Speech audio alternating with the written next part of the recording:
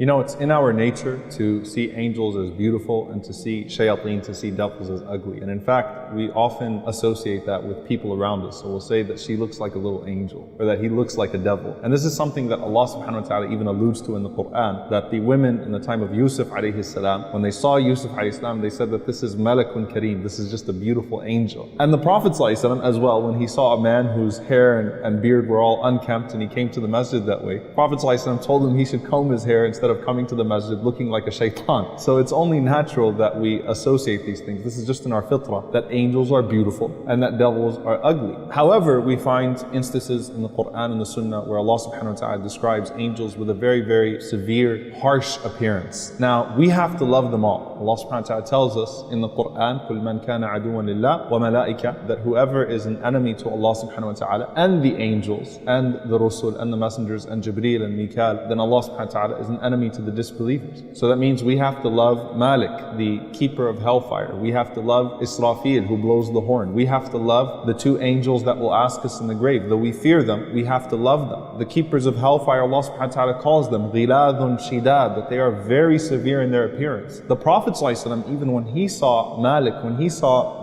the keeper of hellfire, Malik, Rasulullah ﷺ described a frightening appearance. I mean, Malik, the Prophet ﷺ was shocked that he didn't smile, he didn't laugh, he didn't greet the Prophet ﷺ the way that other angels did. And when Rasulullah ﷺ asked Jibreel ﷺ about that, Jibreel ﷺ said that if he was to smile at anyone, it would be you, but he's never smiled since hellfire has been created. And so, even though the Prophet ﷺ saw him that way, and the keepers of hellfire are severe, and Munkar and Nakir, the two angels that come to us in the grave, have a very frightening appearance, they don't necessarily look that way. Allah subhanahu wa ta'ala is capable of making their appearance in a certain way. However, all of them are created from nur, all of them are created from light, and all of them are beautiful. But Allah subhanahu wa ta'ala changes the appearance to certain people depending on who they are and depending on who those angels are as well. So even with the angel of death, when he comes to us and when he comes with his helpers, everyone sees him differently. So Allah subhanahu wa ta'ala mentions to us the believer as he's leaving this world, he sees very beautiful faces. The Prophet ﷺ, he mentioned to us that when the angel of death comes with his helpers, who come with the kafan, who come with the cloth that would carry the soul of the believer, they come reeking of musk, of a beautiful smell, a beautiful scent. They're extremely beautiful, extremely comforting in their sight. And as the angel of death approaches, the believer feels a sense of comfort, right? He doesn't feel scared at all. Umar ibn Abdul Aziz, rahimahullah, as he was passing away, he started to see these angels in the phase that's called al-ihtidar. Ihtidar means the presence of the angels as you're about to leave this world. Umar ibn Abdul Aziz, he smiled and his face lit up and he said, "Marhaban bihadihi al-wujuh." Welcome to these beautiful faces, التي ليست في وجوه إنس ولا جان, that clearly don't belong to human beings or jinn. He was delighted because he recognized that these faces were so beautiful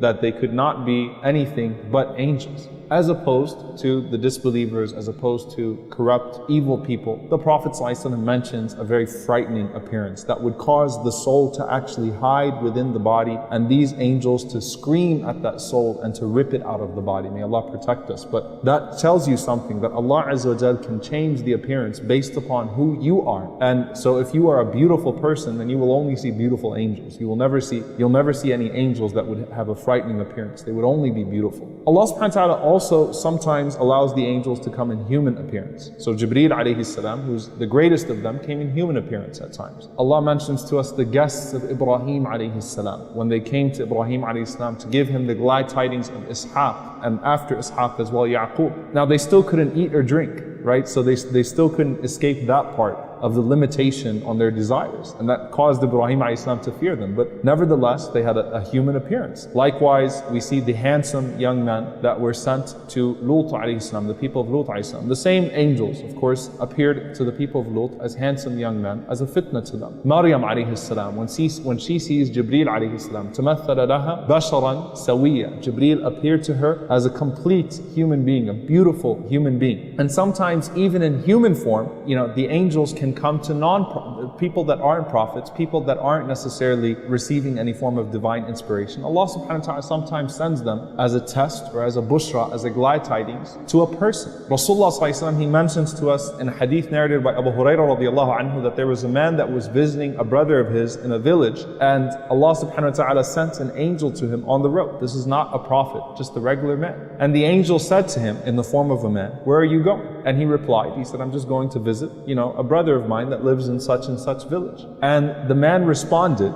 and said, do you owe him something? Is there some sort of worldly transaction between you? To see if this is truly the only reason he's going to visit him, for the sake of Allah subhanahu wa ta'ala. And so the man says, "No, I just love him for Allah. That's all. I'm going to visit him because I love him for Allah." So the angel responded in the form of the man, obviously, and said, فَإِنِّي رَسُولُ اللَّهِ إِلَيْكَ, I am a messenger of Allah that's been sent to you. أَنَّ اللَّهَ أَحَبَّكَ, that Allah loves you كَمَا أَحْبَبْتَ, the way that you loved your brother. So that's a good situation. And then we find that sometimes the angels are sent in human form to test people. There's a very famous hadith in Al-Bukhari where the Prophet ﷺ mentions that there was a blind man, a bald man, and a leper. And Allah subhanahu wa ta'ala sent an angel to them, and Allah subhanahu wa ta'ala asked them what it is that they wanted. So obviously each one wanted out of whatever it is that was hindering them, or that was causing them to have a certain appearance. Allah subhanahu wa ta'ala allowed the angel to cure them. So the leper was cured from his leprosy, the blind man was cured from his blindness, the bald man got a divine hair transplant. The angel rubbed on his head, mashallah, he had a full head of hair, and they were given wealth. One was given camels, one was given cows, one was given sheep. Then Allah tested them by sending the same angel to them in the form that they used to have.